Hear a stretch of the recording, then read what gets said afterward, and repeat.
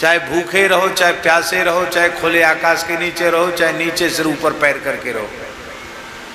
सच्ची बात यह है, जीवन में जितनी अधिक दीनता आई उतनी अधिक हम भगवान के निकट पहुंचे, और जितना अधिक अहंकार आया उतना अधिक भगवान से दूर हुए। अहंकार नहीं। अहंकारी व्यक्ति की पहचान क्या है? जो जितना ज्यादा अहंकारी होता है वह उतना ही अधिक असहिष्णु होता है। असहिष्णु जानते हैं? नहीं। सहिष्णु माने सहन करने वाला, असहिष्णु माने सहन न करने वाला। और ये बात पक्का समझ लो, जो जितना असहिष्णु होगा, असहनशील होगा, भगवान उतनी ही विकट परिस्थितियां उसके सामने पैदा करते हैं। आप माता पिता की डांट से अपमानित अनुभव करोगे, संतों की, गुरुजनों की डांट से अपमानित करोगे, तो कभी एक दो कौड़ी का भी जो आदमी नहीं है वो तुमको सरेआम गाली देगा, तप्पड़ जमाएगा, कुछ नहीं कर पाओगे। गुब्बारा कह रहा बिल्कुल ठीक बोल रहे हैं।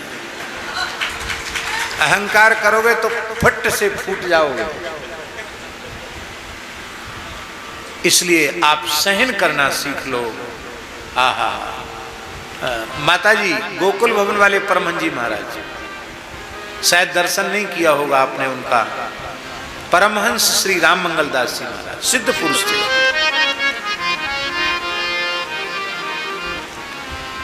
अंग्रेज लोगों ने उनको साधुओं का गवर्नर कहा था। आप साधुओं के गवर्नर हैं। अंग्रेज गवर्नर ने कहा था कि हम तो इंडिया के गवर्नर हैं, पर तुम तो साधुओं के गवर्नर हो। सिद्ध पुरुष थे, अद्भुत महापुरुष थे। किसी साधक ने पूछा, लिखने योग्य वाक्य है, किसी साधक ने पूछा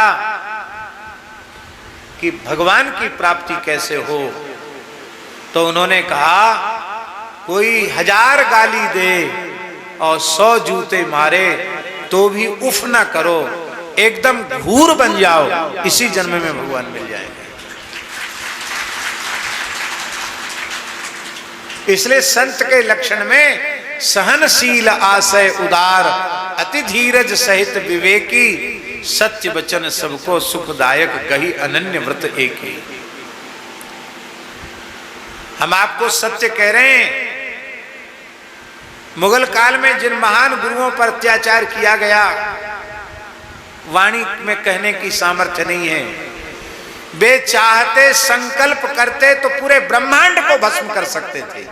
क्या चीज है मुसलमान उनके आगे? लेकिन खाल तक खींची गई, क्या क्या नहीं किया गया, लेकिन उन्होंने संकल्प नहीं किया, किसी के प्रति अशुभ संकल्प नहीं किया। यह है सहनशीलता। और इससे भगवान उनको नहीं मिले, वे स्वयं भगवत स्वरूप हो गए। भगवान में और उनमें भेद समाप्त हो गया। नानक लीन भयो गोविंद संग, ज्यों पानी संग पानी। दीनता। हमारे पूज्य गुरुदेव भक्तमाली जी कहते थे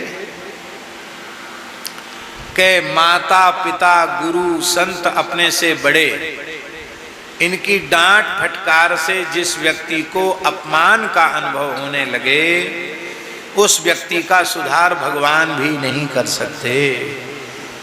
जब अपने से बड़े किसी बात पर हमको डांटें तो सौभाग्य का अनुभव करना चाहिए कि आज बड़े लोग हमारे माथे पर हैं, तब तो हमारी भूल को सुधार रहे हैं। यदि ये ना होते तो हमको इतनी अच्छी बात कौन बताता।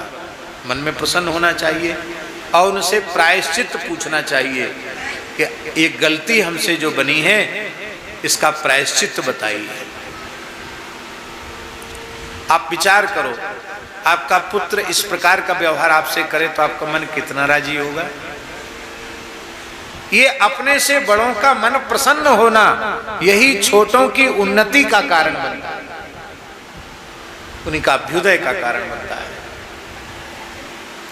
अब एक बात और आगे की कहने जा रहे हैं, उसको और ध्यान से सुनो। कोई अपराध हमारा नहीं है, किंचित भी, कोई दूर दूर तक लेना देना नहीं, हमारी गलती नहीं है।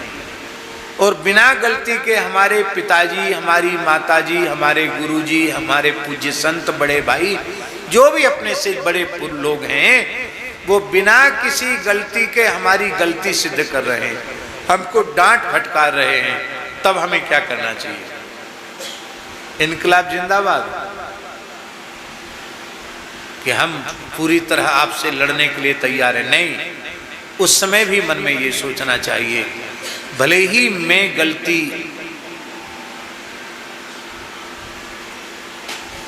गलती नहीं की, मुझे अपनी गलती दिखाई नहीं पड़ रही है, पर हमारे बड़े लोग गलती सिद्ध कर रहे हैं, तो इनसे बराबर जवान लड़ाना, इनसे विवाद करना, ये हमारा स्वरूप नहीं है। बिना गलती के भी गलती मान लें, गलती बिल्कुल नहीं है, पर गलती मान लें, हाँ हमने गलती की। आप कह रहे हैं तो आप झूठ थोड़ी बोलेंगे, बिल्कुल की गलती, पर हम आपके चरण छोड़ के नहीं जा सकते। हम बुरे से बुरे हैं, अपराधी से अपराधी, पर आपके हैं। आप हमको छोड़े नहीं, हमको त्यागे नहीं, अपितु प्रायश्चित बतावें कि हमारी इस भूल का प्रायश्चित क्या है। तो वे बड़े लोग प्रसन्न होंगे और जरूर कोई न कोई प्रायश्चित बताएंगे। और प्रायश्चित आपने कर लिया, और कभी न कभी तो सच्ची बात सामने आएगी, झूठी बात तो छिपेगी नहीं। और जब सच्ची बात सामने आएगी कि देखो ये मेरा पुत्र अथवा शिष्य ये कितना विनम्र है कि बिना भूल के तो इसने भूल स्वीकार की और बिना अपराध के प्रायश्चित किया, तो ये जानकर उसका हृदय जब द्रवित होगा, प्रसन्न होगा, तो आप कई जन्म लेकर साधन करेंगे, जो काम आपका नहीं बनेगा वह केवल अपने पूज्य जनों की प्रसन्नता से बनेगा।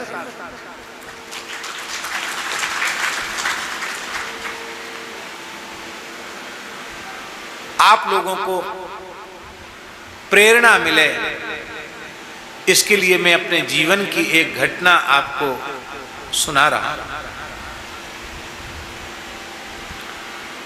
इसमें आप ऐसा मत समझना कि हम आत्म प्रशंसा कर रहे हैं। आत्म प्रशंसा के भाव से मैं नहीं बोल रहा हूं, केवल शिक्षा मिले इस भाव से आपको निवेदन कर रहा हूं। हमारे पूज्य सदगुरुदेव भगवान श्री पहाड़ी बाबा महाराज, साक्षात नरसिंह भगवान, उनकी गर्जना के आगे कोई ठहरता नहीं था। और हमारे ऊपर उनकी बड़ी कृपा थी। माताजी इतनी कृपा थी कि मैं उसका वर्णन नहीं कर सकता। हमारी दूसरे दिन से परीक्षा थी मथुरा में आचार्य की, और हम शाम को महाराज जी का दर्शन करने गए तो महाराज जी के हाथ में जलने के छाले पड़े हुए थे, फलक पड़े हुए थे। तो हमने पूछा महाराज जी ये फलक कैसे पड़ गए? तो हंसने लगे, बोले हम तुम्हारे लिए बेसन के लड्डू बना रहे थे, उसमें घी डालते समय वो छिटक गया गरम घी, उससे फफूले आ गया। तो हमने कहा महाराज जी आप क्यों बना रहे थे? अरे बोले सवेरे सवेरे तुमको परीक्षा देने जाना पड़ेगा, 12-1 बजे लौट के आओगे, भूखे प्यासे रहोगे, माथे में गर्मी चढ़ जाएगी, साधन करते हो, तो भला ये भोग लगा दिए हैं रघुनाथ जी को, 2 लड्डू बेसन के खा के पानी पी के तब जाया करो परीक्षा देने। कोई बात नहीं, ये तो ठीक हो जाएगा।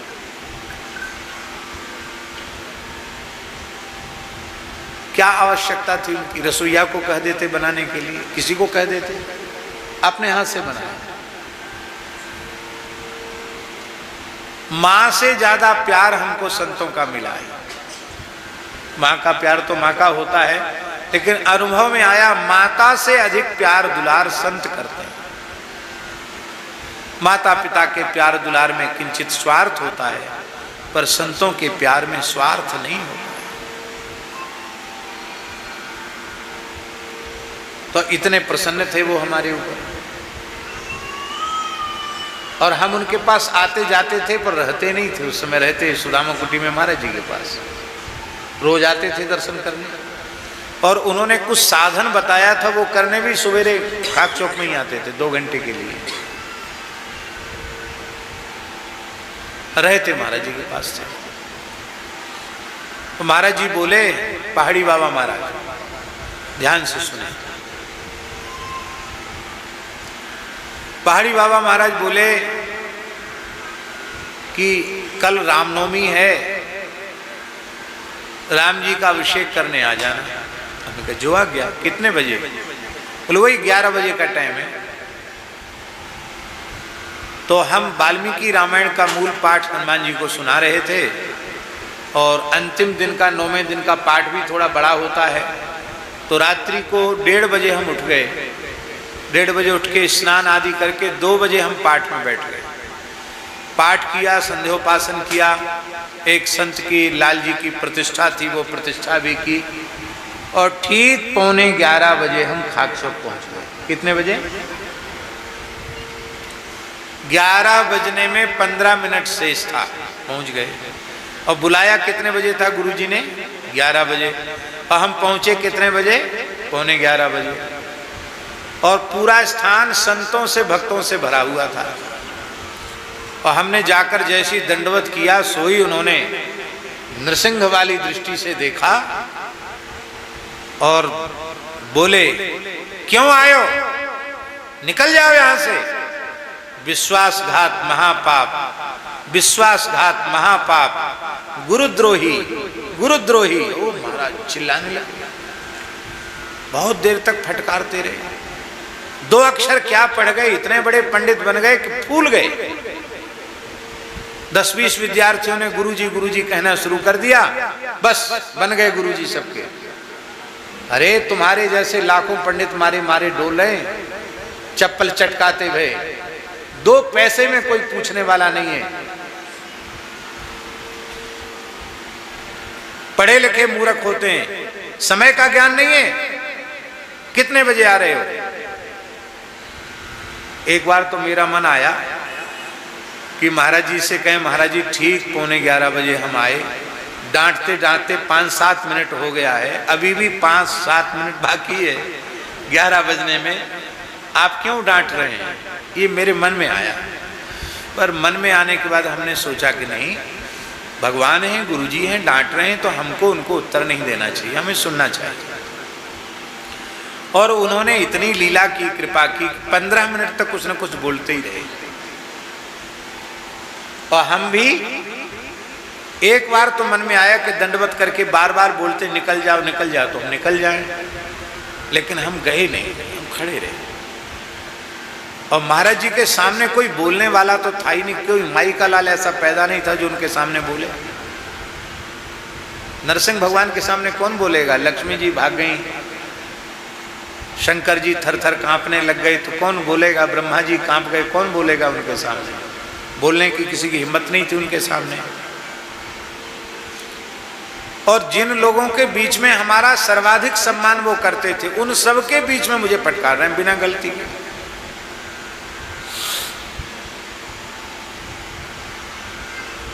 बोले हमें तुम्हारे जैसे पंडितों की जरूरत नहीं है,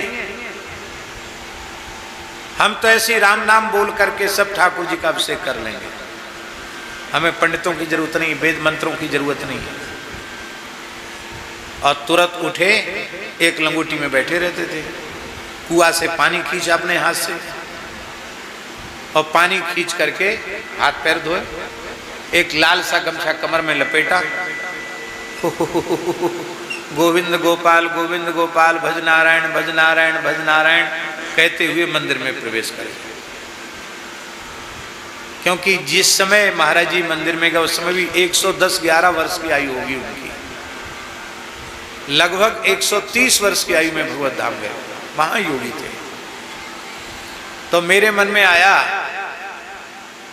कि महाराज जी अकेले वृद्ध शरीर है, भीतर अभिषेक के लिए गए हैं, तो चलो डांट तो लिए ही हैं, बाहर खड़े खड़े थोड़ा मंत्र बोल देते, मना करेंगे तो नहीं बोलेंगे। तो हम साहस बटोर के गए और मंदिर के जगमोहन में खड़े होकर महाराज जी कांपते हुए दूध भगवान को चढ़ा रहे थे, स्नान करा रहे थे। और हम बोलने लगे ओम पया पृथिव्याम पय ओखदी कुपयो दिव्यंतरिक्षे पयोधा पयस्वती ही प्रदिशंतु मह्यम। आवाज में जोर नहीं था, धीरे धीरे बोल रहे थे डर के मारे। तो उन्होंने पर्दे से देखा, एक खड़ा है बोल रहा है मंत्र, तो मुस्कुराए तो मेरी आत्मा में बड़ी शांति मिली कि अरे महाराज जी प्रसन्न हो गए, अब नाराज नहीं है। मुस्कुरा के बोले ए बाहर क्यों खड़ा है, भीतर आ जा। भीतर चले गए।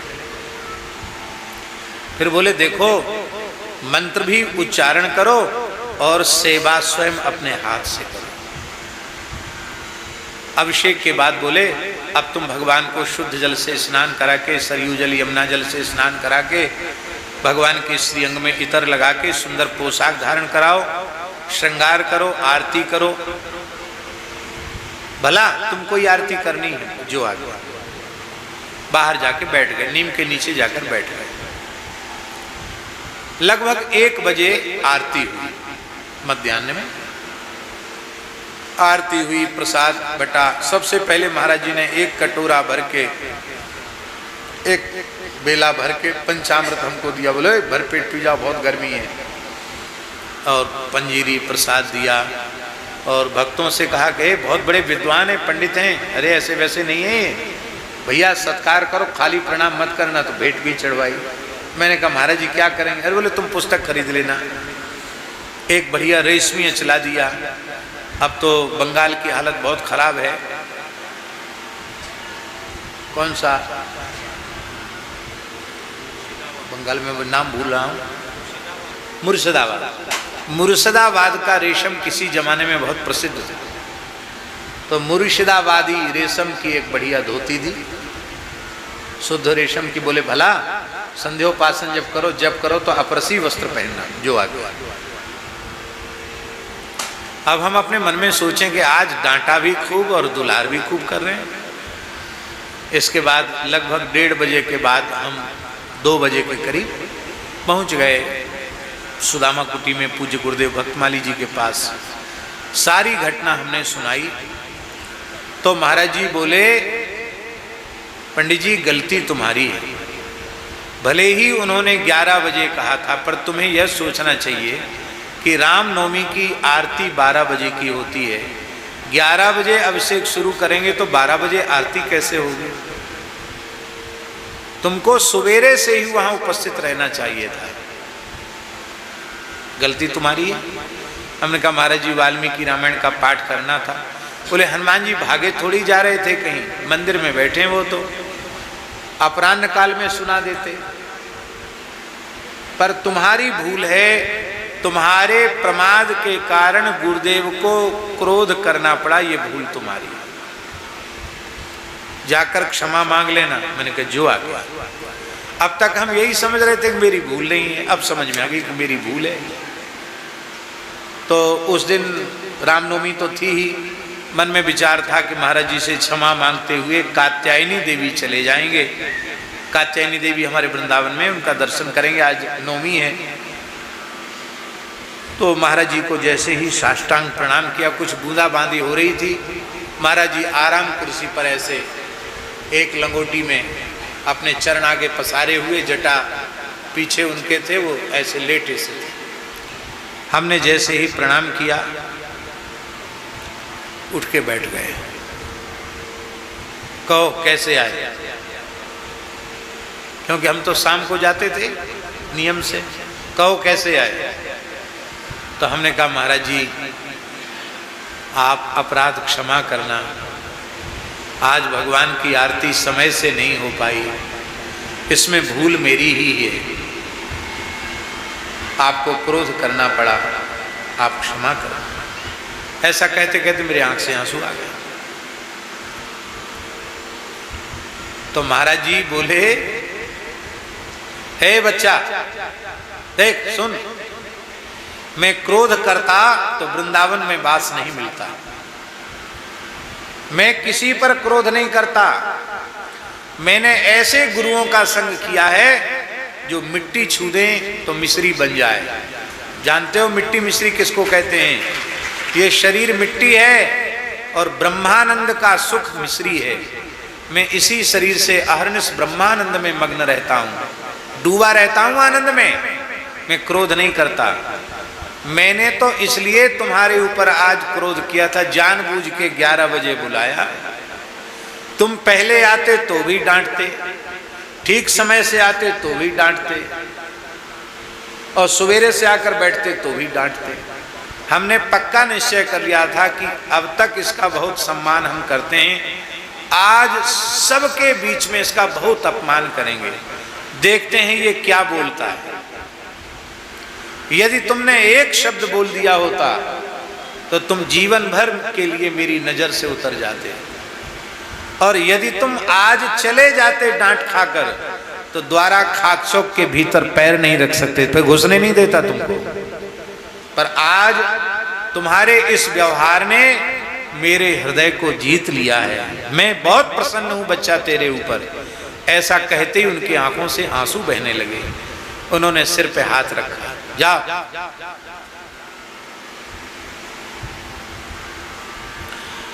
इस बात का हमको जीवन के अंतिम क्षण तक विस्मरण नहीं होगा, और वस्तुतः इन गुरुओं की जो कृपा है वही जीव का कल्याण करती है।